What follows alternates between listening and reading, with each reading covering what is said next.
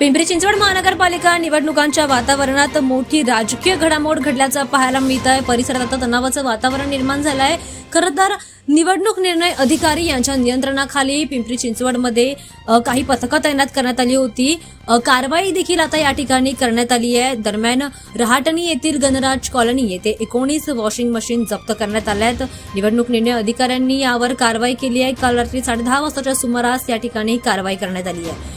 भरारी पथकाचे प्रमुख राहुल निकम यांनी काळेवाडी पोलीस स्टेशनमध्ये याची तक्रार दाखल केली। दरम्यान आता 15 जानेवारीला मतदान होणार आहे आणि त्याआधीच पिंपरी चिंचवडमध्ये ही मोठी घडामोड घडल्याचं पाहायला मिळत आहे। आचारसंहितेची प्रभावीपणे अंमलबजावणी करण्यासाठी महापालिका आयुक्त निवडणूक अधिकारी श्रावण हर्डीकर यांच्या मार्गदर्शनाखाली आचारसंहिता कक्ष स्थापन करण्यात आला असून या ठिकाणी विविध पथकं जागोजागी तैनात करण्यात आली होती। हद्दीमध्ये ही पथकं कार्य करत होती आणि याच दरम्यान मोठी कारवाई करण्यात आली आहे। गणराज कॉलनी येथे मतदारांना वॉशिंग मशीन वाटप केलं जात असल्याची तक्रार या ठिकाणी नोंदवली गेली आहे।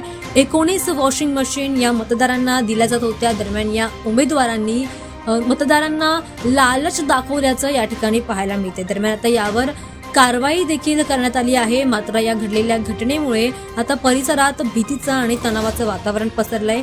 त्यामुळे आता विरोधकांकडून काय टीका केली जाणार हे पाहणं आता महत्त्वाचं ठरणार आहे। दरम्यान आता या प्रकरणाचा शोध पोलीस घेत आहेत। नेमकं हे प्रकरण कुठून करण्यात आलं याचा देखील आता पोलीस शोध घेत आहेत।